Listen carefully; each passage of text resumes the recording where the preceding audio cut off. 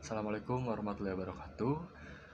Perkenalkan, nama saya David Saru Atsani dengan NIM 43122010407. Pada kesempatan kali ini, saya akan mempresentasikan hasil analisis mengenai penerapan neuromarketing pada platform digital Farfetch. Jadi presentasi ini tuh membahas gimana Farfetch itu memanfaatkan berbagai strategi digital seperti artificial intelligence, AI, personalisasi, desain visual, serta konsep scarcity untuk mempengaruhi perilaku konsumen.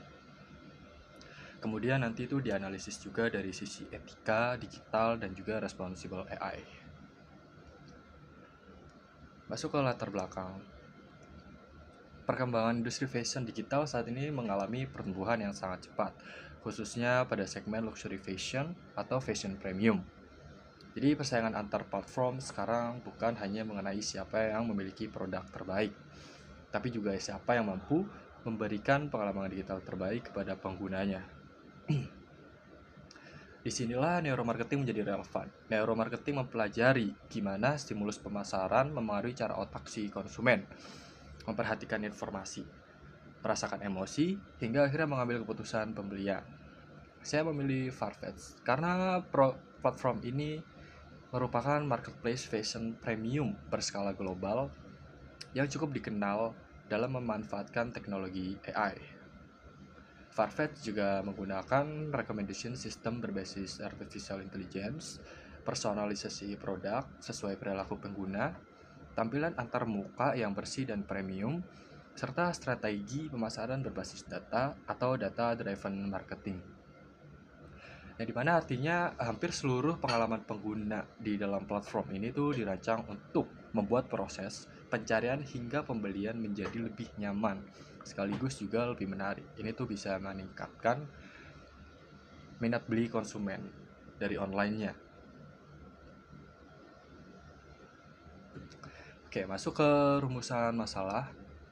Yang pertama, bagaimana Farfetch itu menerapkan strategi neuromarketing? Yang kedua, apakah strategi tersebut telah memenuhi aspek etika digital? Yang ketiga, bagaimana pengaruhnya terhadap proses kognitif konsumen? Dan yang keempat, pedoman AI seperti apa yang sebaiknya diterapkan agar penggunaan AI itu tetap memberikan manfaat tanpa mengabaikan hak pengguna atau pembeli konsumen. Next, kita masuk ke slide landasan teori. Dalam analisis ini, saya menggunakan beberapa teori utama,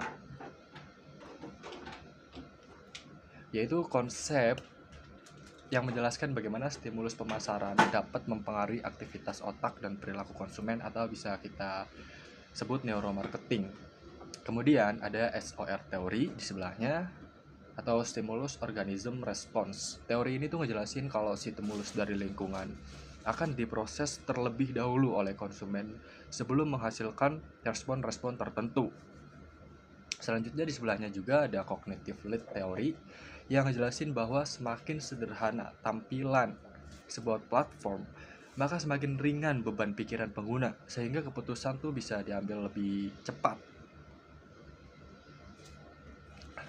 Di sebelahnya juga ada personalization dan AI.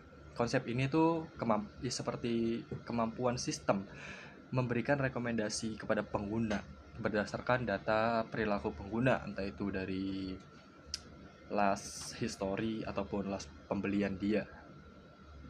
Di bawahnya ada scarcity dan FOMO, yang dimana scarcity dan FOMO itu tuh ngejelasin kalau keterbatasan stok dapat menciptakan rasa urgensi sehingga mendorong konsumen untuk segera membeli. Di sebelahnya ada digital ethics dan juga responsible AI. Ini tuh digabung yang dimana menjadi dasar agar penggunaan AI itu tetap transparan, adil, serta menghormati privasi pengguna. Semua teori ini tuh berkaitan dengan dalam menjelaskan bagaimana stimulus digital pada Farfetch membangun pengalaman pengguna melalui pendekatan neuromarketing, sekaligus juga menekankan pentingnya penerapan etika digital dan responsible AI dalam menciptakan pengalaman pengguna yang bertanggung jawab. Oke, di sini ada pemetaan taktik neuromarketing. Pada slide ini tuh terlihat berbagai strategi neuromarketing yang diciptakan atau diterapkan oleh si Farfetch. Seperti yang pertama, ini di visual design. Farfetch itu menggunakan tampilan yang minimalis dengan foto produk berkualitas tinggi. Seperti dilihat di sampingnya, ini tuh tampilannya. Tampilan dari website si Farfetch. Kedua ada AI recommendation yang menampilkan produk sesuai riwayat pencarian dan juga preferensi pengguna. Ketiga itu ada scarcity, misalnya muncul informasi kayak only one left atau informasi sederhana. Ini yang dapat menciptakan konsumen muncul rasa takut untuk kehabisan produknya atau memunculkan perspektif FOMO dalam konsumen. Selain itu juga ada penggunaan data browsing history untuk memahami minat pengguna sehingga rekomendasi itu menjadi semakin relevan kepada si penggunanya. Terakhir ada di data desain UX yang menyediakan filter produk dan navigasi yang mudah sehingga pengguna lebih cepat menemukan produk yang diinginkan. Semua strategi ini sebenarnya bekerja secara bersamaan untuk mempengaruhi perhatian, emosi, dan keputusan pembelian pengguna. Kita masuk ke slide berikutnya, analisis SOR atau Stimulus Organism Response. Jika dianalisis oleh teori SOR, maka prosesnya itu dapat dijelaskan seperti ini. Stimulus yang pertama tersebut itu tuh diberikan Farfetch berupa foto produk berkualitas tinggi, rekomendasi AI atau informasi stok terbatas, yang dimana nanti stimulus ini itu diproses oleh konsumen di bagian organismenya, muncul ke tahap perhatian atau perhatian terhadap produk, muncul emosi positif, persepsi bahwa produk memiliki nilai premium karena langka atau udah mau habis, serta rasa takut kehabisan atau FOMO. Setelah proses tersebut, terjadi munculnya respon atau respon dari si pengguna. Respon tersebut dapat berupa mengklik produk, menyimpan ke wishlist hingga akhirnya melakukan check out. Artinya strategi yang diterapkan Farfetch tidak secara langsung membuat orang membeli, tapi mempengaruhi psikologisnya. Hingga akhirnya tuh mendorong pembelian, bahkan bisa mendukung pembelian berulang. Masuk ke analisis etis.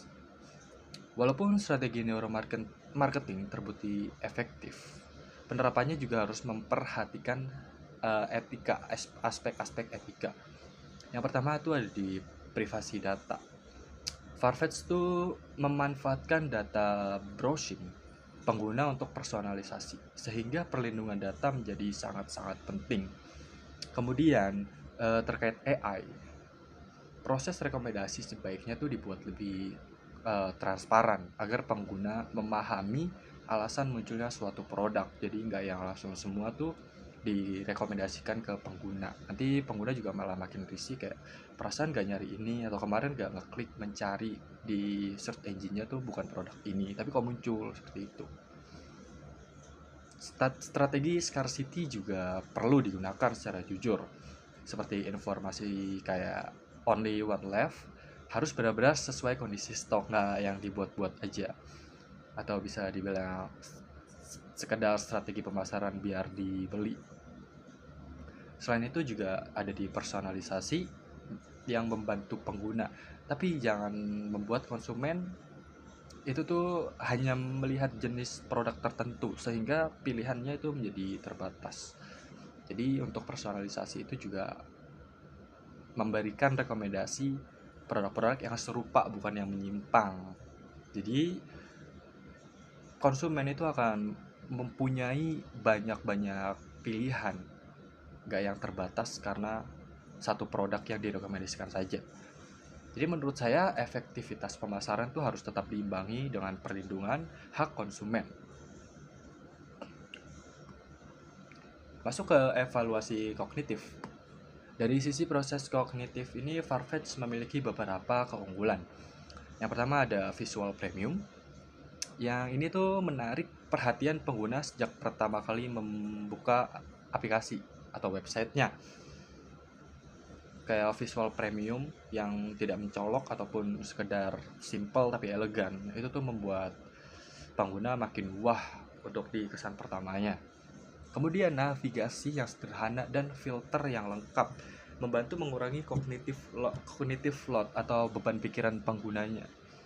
Jadi bukan hanya simple dan elegan, tapi juga harus navigasinya tuh mudah dan filternya tuh lengkap untuk membantu si pelanggannya. Dimana nanti cognitive load-nya menurun. Akibatnya proses pengambilan keputusan tuh menjadi lebih cepat dan purchase intention atau niat membeli si konsumennya juga meningkat. Jadi bukan hanya produk yang menarik, tapi pengalaman digitalnya juga harus dirancang agar nyaman bagi penggunanya, gak hanya produk yang berkualitas tinggi. Masuk ke pedoman responsible AI. Sebagai rekomendasi, saya mengusulkan beberapa prinsip responsible AI ya. Yang pertama itu adalah transparansi. AI itu sebaiknya mampu menjelaskan alasan mengapa suatu produk direkomendasikan kepada pengguna. Seperti contohnya di Farfetch itu memunculkan notif kayak seperti kemarin Anda mencari produk ini, seperti itu. Jadi ada alasan uh, agar pengguna tuh memahami kenapa tiba-tiba ada rekomendasi produk itu, bukan yang tiba-tiba hanya direkomendasikan saja. Kedua ada privacy, yaitu memastikan data pengguna tuh terlindungi dengan baik, bukan untuk dijual kembali datanya. Ketiga ada fairness, yang dimana fairness tuh juga harus adil kepada pelanggan dan juga kepada bisnisnya sendiri. Jadi sistem AI itu memberikan rekomendasi yang bias atau tidak adil. Keempat itu ada di user control. Pengguna tuh sebaiknya memiliki kebebasan untuk mengatur tingkat personalisasi yang mereka inginkan. Jadi ada persetujuan untuk memberikan rekomendasi produk-produk tertentu atau seperti pencarian, membantu pencarian si pelanggannya untuk mencari suatu produknya. Dan yang terakhir tuh ada di audit, yaitu evaluasi berkala terhadap sistem AI agar tetap sesuai dengan prinsip etika digitalnya. Masuk ke kesimpulan. Sebagai penutup dapat disimpulkan kalau Farfetch itu berhasil menerapkan berbagai strategi neuromarketing melalui desain visual yang menarik, penggunaan artificial intelligence, personalisasi, dan juga strategi scarcity. Strategi tersebut tuh mampu meningkatkan pengalaman pengguna sekaligus membantu proses pengambilan keputusan yang cepat kepada si penggunanya. Namun di sisi lain, penggunaan AI juga harus diimbangi dengan prinsip-prinsip responsible AI dan etika digital agar tetap menjaga transparansi, privasi, serta juga kepercayaan penggunanya. Dengan demikian, keberhasilan neuromarketing bukan hanya diukur dari meningkatnya penjualan, tapi juga dari kemampuan perusahaan membangun hubungan jangka panjang yang etis dengan si konsumennya. Oke, baik itu yang dapat saya sampaikan pada presentasi kali ini. Terima kasih atas perhatiannya. Mohon maaf apabila masih ada kekurangan. Terima kasih.